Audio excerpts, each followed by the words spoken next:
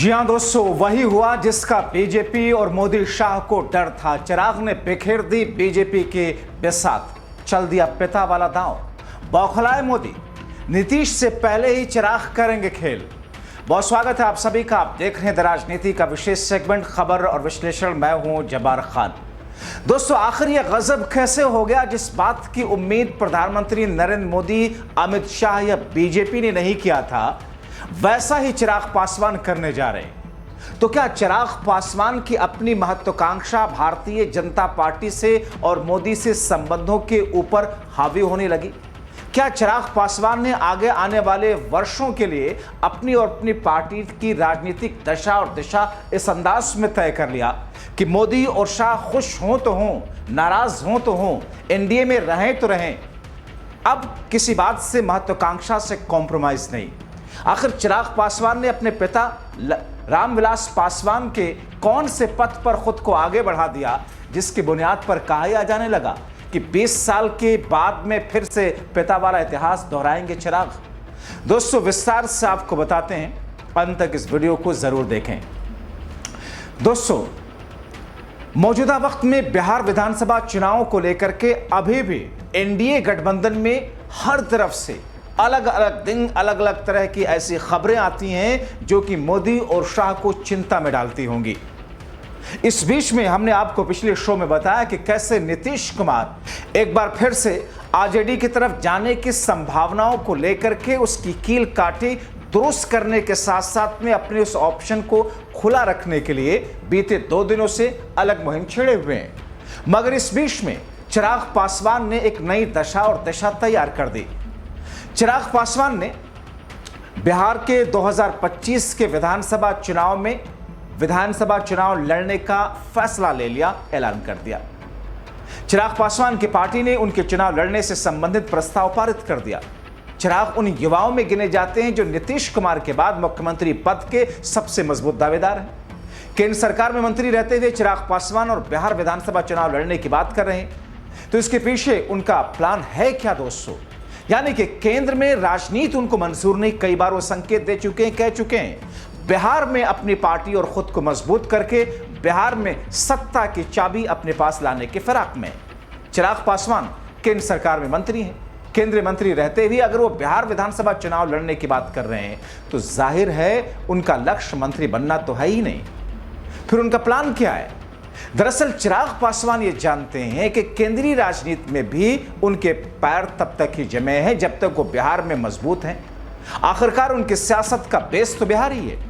BJP Madhya Pradesh और राजस्थान से लेकर के हरियाणा तक केंद्रीय मंत्रियों को विधानसभा चुनाव लड़ाती आई है। 2020 के बिहार विधानसभा चुनाव में चिराग की पार्टी 0 सीट पर सिमट गई थी, 1 सीट में जीती थी। खुद मैदान में उतरने के पीछे चिराग की रणनीति यही भी हो सकती है कि शायद इसके लिए और इससे एलजेपीआर को कुछ सीटों का फायदा मिले और आने वाले वक्त में चिराग पासवान अपने उस महत्वाकांक्षा की तरफ बढ़ सके।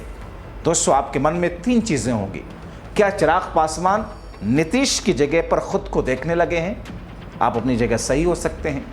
चिराग पासवान अपनी पार्टी को इस चुनाव में 2024 के लोकसभा चुनाव के जैसे उनका 100% जो रिकॉर्ड रहा जीत का, 100% ना सही, अगर 60% भी वो उनका स्ट्राइक रेट जीत के रहता विधानसभा चुनाव में, बड़ी पार्टी बन करके उभर सकते हैं। चिराग के मन में चलने लगा।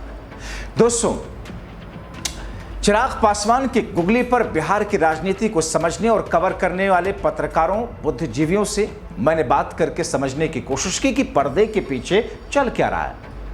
बिहार के वरिष्ठ पत्रकार ओम प्रकाश अशरक है, कहते हैं राजनीति में जाहिर तौर पर अस्थायी दोस्त दुश्मन कुछ नहीं होता। चिराग पासवान की रणनीति इस चुनाव में अपनी पार्टी को इतनी सीटें दिलवा करके उस स्थिति में पहुंचा देना है जिस स्थिति में लंबे वर्षों से नीतीश कुमार की जेडीयू होती आ रही है।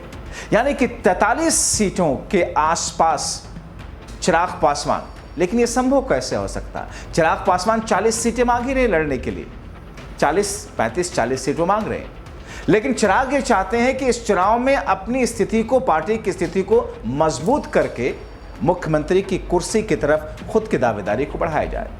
अपनी बार्गेनिंग पावर बढ़ाना चाहते हैं, खासतौर पर माहौल में ऐसी स्थिति में जब नीतीश कुमार के भविष्य को लेकर अनिश्चितता की स्थिति हो, चिराग भी भविष्य के सीएम दावेदार में गिने जाते हैं। बिहार फर्स्ट, बिहारी फर्स्ट जैसे कैंपेन अपनी मौजूदगी बनाए रखते हैं। वो बिहार की सियासी पिच खाली नहीं छोड़ना चाहते।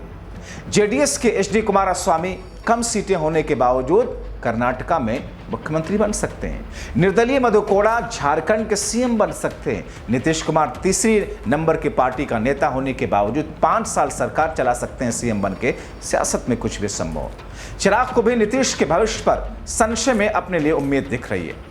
कई जानकार मानकर चल रहे हैं कि बिहार में अपने पिता रामविलास पासवान के तर्ज पर सत्ता की चाबी ढूंढ रहे हैं चिराग। इसीलिए विधानसभा चुनाव भी लड़ रहे हैं और चुनाव बाद बिहार में अगर एनडीए बड़ा दल के तौर पर फिर बना तो चिराग सीएम की दावेदारी करेंगे, क्योंकि वो जानते हैं बीजेपी के पास फिलहाल बिहार में कोई वैसा चेहरा नहीं जैसा चिराग का है। न ही चिराग की तरह यंग, डैशिंग और 6% वोट बैंक वाला बिहार के अंदर। आप देखें दलित महादलित में दोस्तों, चिराग की कम्युनिटी से, चिराग जिस समुदाय से आते हैं, 6% उनका तो इंटैक्ट वोट बैंक है। उसके अलावा दलित समाज से, दूसरे विभाग से, पिछड़ों से, अल्पसंख्यक से चिराग की मजबूती। साल 2005 में 2 बार बिहार विधानसभा के चुनाव हुए। पहले चुनाव में त्रिशंकु जनादेश आया, तब चिराग पासवान के पिता रामविलास पासवान तत्कालीन संयुक्त प्रगतिशील गठबंधन यानी कि उस वक्त यूपीए सरकार में मंत्री थे, मनमोहन सरकार में। केंद्र सरकार में गठबंधन साझेदारी होने के बावजूद एलजेपी ने बिहार चुनाव अकेले लड़ा। 29 सीटें जीती थी चिराग पासवान के पिता रामविलास पासवान की पार्टी ने। तब आरजेडी 75 सीटें जीतकर सबसे बड़ी पार्टी के रूप में उभरी थी। 92 सीटों के साथ में एनडीए सबसे बड़ा गठबंधन बना। कांग्रेस के पास 10, सपा के 4, एनसीपी के 3, लेफ्ट के 11 विधायक थे। आरजेडी को कांग्रेस और इन छोटी पार्टियों के साथ ही केंद्र में गठबंधन सहयोगी एलजेपी के समर्थन से सरकार बना लेने का विश्वास था, लेकिन ऐसा हुआ नहीं था। आपको याद है कि तब सत्ता की चाबी लेकर घूम रहे रामविलास पासवान ने मुस्लिम मुख्यमंत्री की मांग कर दी, पेश फंसा दिया। नीतीश कुमार की अगुवाई में एनडीए ने सरकार बनाई, लेकिन अल्पमत की यह सरकार भी अधिक दिनों तक नहीं चली। नीतीश को कुर्सी छोड़नी पड़ी और उसी साल अक्टूबर में दोबारा चुनाव हुए। 2005 के दूसरे चुनाव में एलजेपी की सत्ता की चाबी खो गई। एनडीए ने पूर्ण बहुमत के साथ सरकार बनाई और चुनाव में क्या चिराग भी अपनी पार्टी के लिए सत्ता की चाबी खोज रहे हैं? ये इस वक्त ऐसा कहा जा रहा। अब ऐसे में कहा जा रहा कि चिराग भी पिता के रास्ते पर चलकर 20 साल पुरानी कहानी दोहराने की फिराक में। चिराग पासवान के हालिया रुख के बाद 2020 के बिहार विधानसभा के चुनाव की याद ताजा हो गई। तब चिराग पासवान अपने पिता की बनाई पार्टी एलजेपी के राष्ट्रीय अध्यक्ष हुआ करते थे। चिराग की पार्टी 30 सीटों की मांग कर रही थी। बात नहीं बनी तो चिराग की पार्टी ने अकेले में मैदान में उतरने का ऐलान कर दिया। चिराग ने 137 विधानसभा सीटों पर उम्मीदवार उतारे, खासतौर पर उन सीटों पर जहां जेडीयू चुनाव लड़ रही थी। लेकिन बात 20 साल पुरानी कहानी की भी हो रही है। दोस्तों, चिराग की पार्टी ने जब 2020 में अकेला चलो की राह पकड़ी, तब भी वही पार्टी के अध्यक्ष थे। तब पार्टी एनडीए में भी थी, हालांकि चिराग तब केंद्र में मंत्री नहीं थे। 20 साल पहले भी कुछ ऐसा हुआ था। तब चिराग के पिता रामविलास पासवान केंद्र सरकार में मंत्री थे। केंद्र में यूपीए की सरकार थी। जब बिहार विधानसभा चुनाव की बारी आई, एलजेपी ने अकेले चुनाव लड़ा। केंद्र की सरकार में साथ होते हुए भी रामविलास पासवान का समर्थन आरजेडी को नहीं मिल पाया और पार्टी सत्ता से ऐसी चूकी कि नीतीश के बगैर सत्ता का स्वाद चखने की स्थिति में कभी आ ही नहीं पाई। क्या चिराग इस बार एनडीए के लिए वही कहानी दोहरा पाएंगे? आपको चिराग पासवान की पार्टी और उनके ताकत के बारे में भी जल्दी से बता दें। दोस्तों, चिराग पासवान की पार्टी का बेस वोट दलित वोट बैंक चिराग पासवान की अगुवाई वाली लोक जनशक्ति पार्टी की सियासत का आधार शुरुआत से ही रहा है। चिराग पासवान के पिता रामविलास पासवान की बनाई लोक जनशक्ति पार्टी बिहार में दलित राजनीति की अगुवा मानी जाती है। बाद में नीतीश कुमार की अगुवाई वाली एनडीए सरकार ने दलित जातियों को 2 भाग, दलित और महादलित में बांट दिया। सीएम नीतीश ने पासवान परिवार के कोर वोट बैंक पासवान यानी कि दुसाध जाति को छोड़कर बाकी 21 दलित जातियों को महादलित का दर्जा दे दिया। तब रामविलास पासवान की अगुवाई वाली एलजेपी एनडीए में शामिल नहीं थी।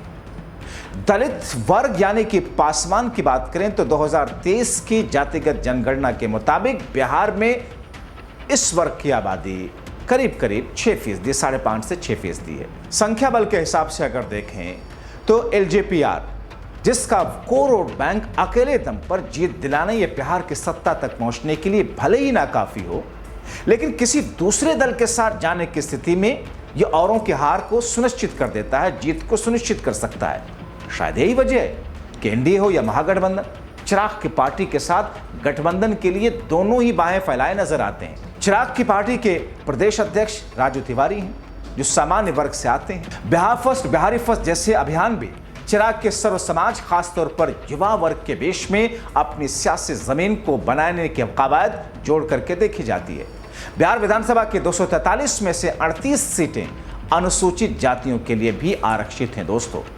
तो ऐसे में आप सोचिए कि अगर 38 सीटें अनुसूचित जाति के लिए, दलित जाति के लिए रिजर्व हैं, और ऐसे में उन्होंने संकेतों में ही एक तरीके से यह दर्शा दिया, यह बता दिया कि वो केंद्र की राजनीति के मुकाबले बिहार की राजनीति को तरजीह दे रहे हैं और इस बार बिहार विधानसभा चुनाव में, चुनावी मैदान में वो ताल ठोकने जा रहे हैं, जैसा कि उनकी पार्टी ने प्रस्ताव पारित कर दिया है। और इस बात को शुरू से कहते आ रहे हैं कि अगर उनकी पार्टी ऐसा कहेगी, दबाव डालेगी, तो मैं बिहार विधानसभा चुनाव लड़ सकता हूं। तो ऐसे में चिराग जानते हैं कि इस चुनाव के बाद अगर एनडीए बड़ा दल बनकर के सबसे बड़ा उभरा, नीतीश कुमार मुख्यमंत्री नहीं होंगे। भले एनडीए का चेहरा अभी चुनाव में वो हो, मुख्यमंत्री का चेहरा, मुख्यमंत्री वो नहीं बनाए जाएंगे। ऐसे में बिहार में बीजेपी के पास में कोई ऐसा बड़ा चेहरा नहीं है जिसको मुख्यमंत्री के लिए प्रोजेक्ट मोदी और शाह करें। और ऐसे में चिराग पासवान की जो स्थिति है, जिस तरीके से वोट बैंक उनके साथ में है, लोकसभा चुनाव में 100% जीत का स्ट्राइक रहा है, और इस चुनाव में अगर उनकी ठीक ठाक सीटें आ गई तो फिर यकीन मानिए कि चिराग पासवान मुख्यमंत्री की कुर्सी के लिए पेच फंसाते हुए देखेंगे। ऐसा भी हो सकता है कि अगर एनडीए बड़ा दल के तौर पर उभरा तो चिराग पासवान खेल बिगाड़ भी सकते हैं। इसीलिए इस बीच में चिराग पासवान एक एक कदम फूक फूक करके रख रहे हैं सांकेतिक तौर पर, और अपने दूत के जरिए से मैसेज, संदेश जो भिजवाया वो बीजेपी आलाकमान के पास जाकर के उस मैसेज ने सबको चकरा दिया। और इसीलिए चिराग का ये ऐलान, जिसको लेकर के बीजेपी ने शायद सोचा भी नहीं था, मोदी और शाह को डर इस बात का तो रहा होगा कि चिराग कभी ऐसा कर सकते हैं, मगर चिराग ने अभी चुनाव से इतने महीने पहले कर दिया, इसके बारे में वो इस बीच में इतने ज्यादा अवेयर नहीं रहे होंगे। तो वैसी स्थिति में इसका काउंटर पार्ट क्या होगा? मोदी और शाह, क्योंकि मोदी का हनुमान बताते हैं वो खुद को। अब ऐसे में जहां महत्वाकांक्षाएं आए, जहां अपनी महत्वाकांक्षा हो, अपनी पार्टी की महत्वाकांक्षा हो और राजनीतिक अस्तित्व का सवाल हो, तो फिर ये बात बिल्कुल सच है कि राजनीति में कोई दोस्ती, कोई दुश्मनी काम नहीं आती। सिर्फ और सिर्फ राजनीतिक नफा और नुकसान के गुणा गणित के आधार पर दोस्तियां बनती हैं, दोस्तियां बिखरती हैं। तो फिर ऐसे में इंतजार कीजिए अगले कुछ और दिन को, उसमें चिराग पासवान का बड़ा फैसला होता क्या है। अभी के लिए इतना ही। अंत तक वीडियो देखने के लिए बहुत शुक्रिया।